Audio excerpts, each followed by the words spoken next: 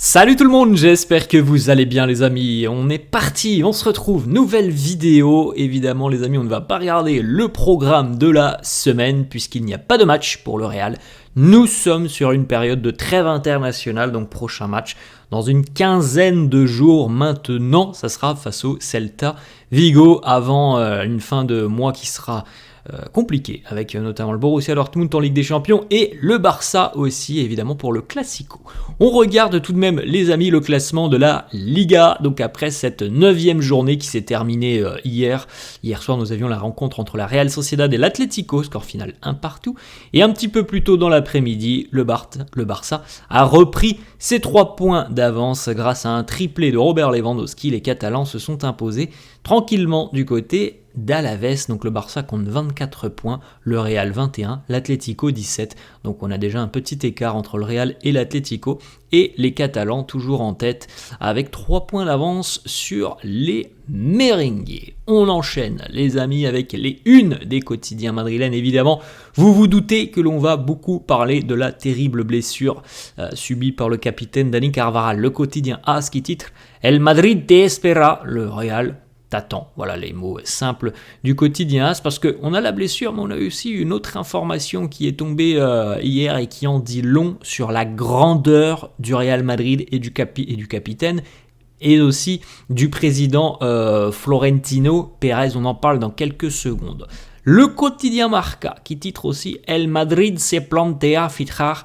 Alors ça, c'est une information aussi qui est tombée hier. On a eu pas mal de grosses informations qui sont tombées hier. C'est même Fabrizio Romano qui a sorti l'information.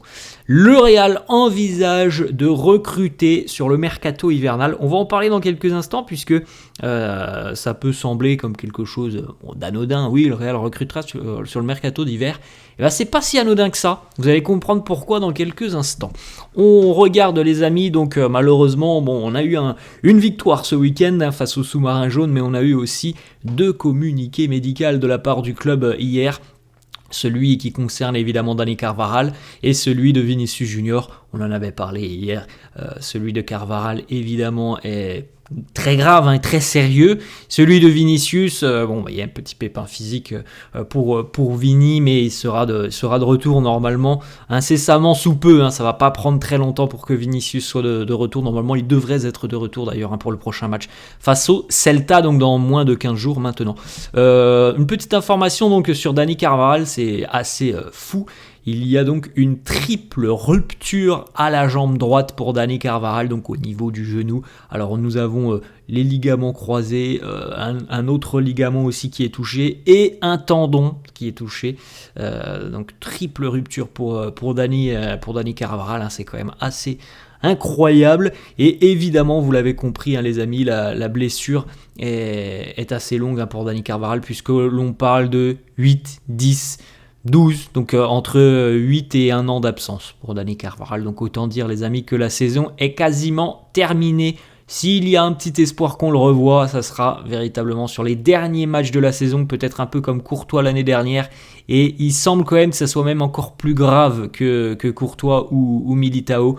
Donc franchement les amis, Carvajal malheureusement on ne le verra pas sur cette saison 2024-2025.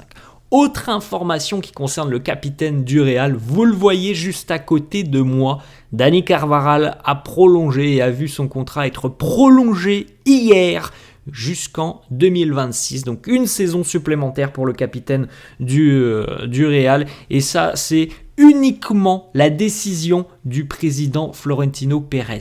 Regardez les amis le long communiqué pour annoncer donc la prolongation de contrat de Dani Carvajal. Le Real est tombé d'accord avec Carvajal, prolongation de contrat jusqu'en juin 2026. Dani Carvajal est arrivé au Real en 2002 à seulement 10 ans. Il a joué parmi toutes les catégories. Il a remporté énormément de trophées avec le Real, avec la sélection espagnole. Évidemment, en bas, le petit message de soutien par rapport à sa blessure. Mais voilà, le Real qui n'a absolument pas tardé pour soutenir Dani Carvajal. Il se blesse, une blessure très sérieuse le samedi. Le dimanche à midi, il avait sa prolongation de contrat qui était signée.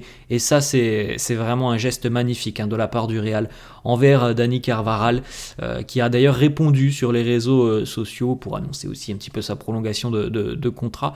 Il nous dit « Je n'ai que des mots de gratitude envers le président Florentino Pérez sur un jour comme aujourd'hui. Nous annonçons donc que je continue jusqu'en 2026 dans le meilleur club au monde, dans le club qui me donne beaucoup de joie. Il y a parfois des moments qui sont compliqués.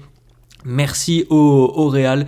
Encore beaucoup de Carvajal avec un maillot blanc. C'est ça qui est fou, les amis, c'est que voilà, il y a cette blessure même pas 24 heures avant et le Real n'a absolument pas hésité par l'intermédiaire de son président. On prolonge le capitaine malgré sa terrible blessure. On a une petite réaction à la d'Arantxa Mobile, un journaliste espagnol qui résume assez bien la situation et qui nous dit « La grandeur se mesure dans les petits gestes. Je pense qu'il n'a fallu à Florentino Pérez que 3 heures pour renouveler le contrat de Dani Carvajal. Et franchement, les amis, c'est magnifique. On enchaîne, les amis, avec cette petite information. Donc, lorsque le contrat de Dani Carvajal sera terminé avec le Real, donc en 2026, alors peut-être qu'il y aura une nouvelle prolongation de contrat, mais en tout cas, en 2026, Dani Carvajal aura passé donc 23 ans du côté du Real Madrid. C'est quand même assez particulier. Voilà, cette histoire d'amour entre Carvajal et le maillot blanc. Bon, l'année malheureusement de Dani Carvajal se termine d'une triste manière, cette année 2024, et pourtant elle a quand même été exceptionnelle, certainement l'une des plus belles années de Carvajal dans sa carrière. Ça se termine mal, mais en tout cas il a quand même été exceptionnel tout au long de la saison. Il sera certainement très bien classé au niveau du Ballon d'Or, on rappelle, avec le titre en Liga, la Ligue des Champions, la Super Coupe d'Europe, la Super Coupe d'Espagne, l'Euro 2024 avec la sélection espagnole. Ça a été quand même une année monstrueuse où il a été, selon moi, le meilleur latéral au monde. On enchaîne avec des petits messages de deux joueurs du Barça qui ont soutenu Dani Carvajal. Il y en a eu d'autres, mais j'en ai sélectionné 2, malgré évidemment, les amis, voilà, la guerre entre le Barça et le Real. Voilà, une blessure ne peut pas réjouir un adversaire. Donc voilà, on a vu par exemple Lamine Yamal, qui est coéquipier évidemment de Dani Carvajal en sélection. Lamine qui lui dit beaucoup de courage, beaucoup de force à toi, Carva, tu vas revenir comme le taureau que tu es. Gavi aussi, Gavi qui lui aussi a connu une terrible blessure depuis près d'1 an, il est écarté des terrains, mais il est sur le point de revenir du côté du Barça. Gavi, il lui aussi lui laisse ce message, force et courage à toi Carva, tu vas revenir comme l'animal que tu es. Donc voilà, c'est toujours très sympa de voir aussi même ses plus grands adversaires te souhaiter de revenir le plus rapidement possible. Le message de son entraîneur Carlo Ancelotti qui lui dit: ton énergie, ton engagement sont essentiels pour cette équipe. Je sais que tu vas surmonter cette épreuve, ce challenge, comme tu l'as déjà fait par le passé. On sera tous là pour te soutenir et on compte sur toi. Nous, on attend évidemment que tu reviennes, Dani. Good luck, Dani. Bonne chance. Fede Valverde aussi qui lui laisse ce petit message: je n'ai aucun doute, je sais que tu vas revenir encore plus fort sur et en dehors du terrain. Tu as déjà montré que tu étais une machine et que voilà, tu vas évidemment réussir cette période de récupération. On t'aime. Voilà les mots de Fede Valverde. Les joueurs du Real évidemment aussi qui ont laissé pas mal de reposts sur les réseaux sociaux, sur les comptes Instagram. On a vu beaucoup de joueurs poster des photos de Dani Carvajal. Une petite information maintenant sur Vinicius. Donc Vinicius a un problème, comme on l'a dit, au niveau des cervicales, une absence estimée à une dizaine de jours pour Vinicius. Il ne rejoindra pas donc la sélection brésilienne. Il a été écarté de la sélection brésilienne à cause de ce pépin physique. Donc Vini reste à Madrid et normalement, voilà, blessure qui va l'éloigner des terrains pendant une dizaine de jours, donc il ne devrait pas rater de match au final, puisque le match face au Celta, c'est dans à peu près 15 jours, un petit peu moins de 15 jours. Donc on a quand même par exemple Vinicius ou encore Mbappé qui restent à Madrid.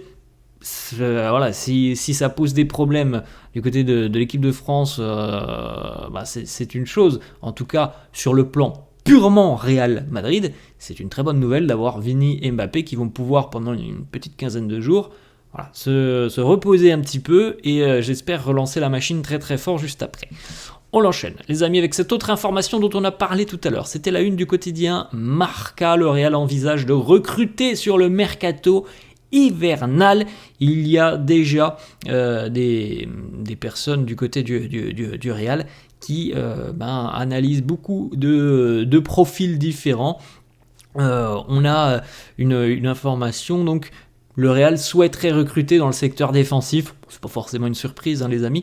Je pense que l'attaque est assez bien fournie. Le milieu de terrain semble tout de même assez bien fourni. Et s'il doit y avoir une attaque sur un milieu de terrain, on peut penser que ça sera Florian Wirtz, mais que ça ne se fera pas évidemment au mercato hivernal, plutôt peut-être l'été prochain. C'est plutôt dans le secteur défensif évidemment que l'on se pose des questions côté merengue. On sait que le Real a raté Lenny Yoro l'été dernier. Donc voilà, s'il doit y avoir des arrivées sur ce mercato hivernal, le Real pencherait plutôt pour un défenseur central et aussi un latéral droit. On a cette information. Pourquoi ce n'est pas anodin, les amis, que le Real recrute sur le mercato hivernal? Parce que ça fait tout simplement 6 ans que le Real n'a plus recruté un seul joueur lors de la période de mercato hivernal. Vous entendez souvent Carlo, juste avant le mercato ou pendant le mercato hivernal, nous dire l'équipe est assez fournie, nous n'avons besoin de personne. Eh bien, ça fait 6 ans, les amis, qu'au mois de janvier, personne n'est arrivé au Real, hormis donc la dernière recrue, donc c'était en 2019. Ça fera 6 ans évidemment l'année prochaine. En 2019, c'était Brahim Diaz qui était arrivé donc sur un mercato hivernal. Alors entre-temps, Jesus Régnier est arrivé, c'est vrai, mais Jesus Régnier, il n'était pas forcément considéré comme un joueur de l'équipe A, il était plutôt considéré comme un joueur de la Castilla, donc le Real n'est jamais actif en général sur le mercato hivernal, mais peut-être que là, la situation fait que il va falloir aller recruter. Donc voilà, défenseur central et latéral droit sont recherchés, des profils sont déjà à l'étude. On a déjà quelques profils qui ont été ciblés. Alors là, on parle plutôt d'un profil de défenseur central, mais Castelo Luqueba, dont on avait déjà parlé il y a une quinzaine de jours, le jeune Vitor Reis, défenseur brésilien de 17 ans qui évolue au Brésil du côté de Palmeiras, c'est qu'il y a des bonnes relations entre le Real et Palmeiras, après notamment l'arrivée d'Hendrick, et le jeune aussi néerlandais Jorel Hato, défenseur de l'Ajax Amsterdam. On enchaîne, les amis, avec une autre information aussi importante sur ce mercato peut-être hivernal et sur peut-être le futur remplaçant de Dani Carvajal. Trent Alexander-Arnold, pour le moment, l'objectif du Real, c'était de le signer gratuitement l'été prochain, puisque le latéral anglais est en fin de contrat avec les Reds de Liverpool dans 1 an, donc à l'été 2025, fin de contrat, et il est libre de tout contrat, il pourra s'engager où bon lui semble, si évidemment il n'a pas prolongé d'ici là avec les Reds. Mais maintenant, du côté du Real, on se pose une question, est-ce qu'il ne serait pas intéressant d'aller chercher Trent Alexander-Arnold directement sur le mercato hivernal? C'est une possibilité, les amis, puisque on vient de voir donc la blessure de Dani Carvajal, et aussi et surtout, s'il n'y a pas de prolongation, s'il y a des discussions qui visiblement ne sont pas positives déjà depuis quelques temps entre Liverpool et Trent Alexander-Arnold, si les Reds veulent recevoir une indemnité de départ pour Trent Alexander-Arnold, il faut donc le laisser partir au mois de janvier. Donc c'est une possibilité assez sérieuse que le Real attaque le dossier Trent Alexander-Arnold au mois de janvier, alors que ce n'était pas prévu comme ça.